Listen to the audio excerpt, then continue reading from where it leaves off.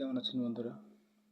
এই মুহূর্তে ইউটিউবে নতুন একটা আপডেট নিয়ে আহ, আপনাদের সাথে একটু কথা বলতে আসলাম। সেটা হচ্ছে এখন থেকে ইউটিউব আহ, আর সাবস্ক্রাইব বেসিসে নোটিফিকেশন পাঠাবে না। এটা নিয়ে অনেকটা ইউটিউব প্ল্যাটফর্মে অনেকটা তোলপাড় শুরু হয়ে গেছে। তার কারণ যাদের চ্যানেলটা অনেক বড় বা অনেক সাবস্ক্রাইব বেসিসে তৈরি করা হয়েছে, তারাও ঠিক এই একই প্রবলেমে পড়তে যাচ্ছে। এবং যারা আমরা ছোট চ্যানেল ক্রিয়েটর আছি, কন্টেন্ট ক্রিয়েট করি, তারাও এই সমস্যার সম্মুখীন হতে যাচ্ছে। তার কারণ নতুন অবস্থায় আমাদের নোটিফিকেশানগুলো বারবার সাবস্ক্রাইবারদের কাছে পাঠানো হতো। এবং প্রথম দিন না দেখলে দ্বিতীয় দিন না দেখলে পরের দিন, কিন্তু 3-4 বার পাঠানোর পরে অটোমেটিক্যালি ইউটিউব বন্ধ করে দিত। কিন্তু এখন ইউটিউব তার আমাদের নোটিফিকেশানগুলো সাবস্ক্রাইব করার পরেও আমাদের নোটিফিকেশানগুলো পাঠাবে না। এবং যারা পুরনো অনেক ভালো একটা বেস তৈরি করেছেন, তাদের ভিডিওর নোটিফিকেশানও ইউটিউব আর পাঠাবে না। এর ফলে কী হবে? এর ফলে একটা ভালো দিক হচ্ছে যে সবাই একই রকম প্রাধান্য পাবে।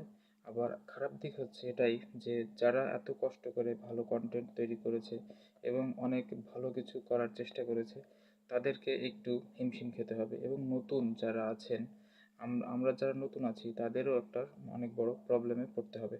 তার কারণ হচ্ছে আমাদের চ্যানেলে সর্বোচ্চ ভিউ আসে 100 ভিউ, 200 ভিউ আসে, কিন্তু এটার ফলে ভিউটাও কমে যাবে।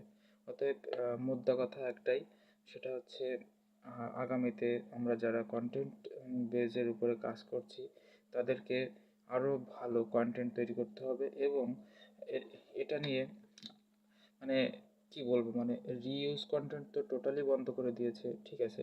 কারণ অনেকে ভাবতো যে আরেকজনের কন্টেন্ট নিব, নিজে কমেন্ট্রি করব, দিয়ে দেবো। কিন্তু এখন এআই ডেভেলপ হয়ে গেছে। তারপরে আসলে হয় কি, সোশ্যাল মিডিয়াগুলো এমনই, এক একটা সময় এক একটা আপডেট এমনভাবে নিয়ে আসে যেটার কারণে অনেকটা টাফ হয়ে যায়। কিন্তু এতে একটা ভালো দিকও হয়, তার কারণ যে যত ভালো কন্টেন্ট তৈরি করবে, তার কন্টেন্ট পাবলিক দেখবে। যে যত ভালো কন্টেন্ট তৈরি করবে, তার কন্টেন্ট পাবলিক দেখবে এবং ইউটিউব সেভাবেই সাজেস্ট করবে। তো যাই হোক, এটাই বলার জন্য চলে আসছি, কারণ এই আপডেটটা রিসেন্টলি দিয়েছে। এবং এটা নিয়ে আমি যাদেরকে ফলো করি, তারাও এটা নিয়ে ভিডিও তৈরি করছে। এবং আমার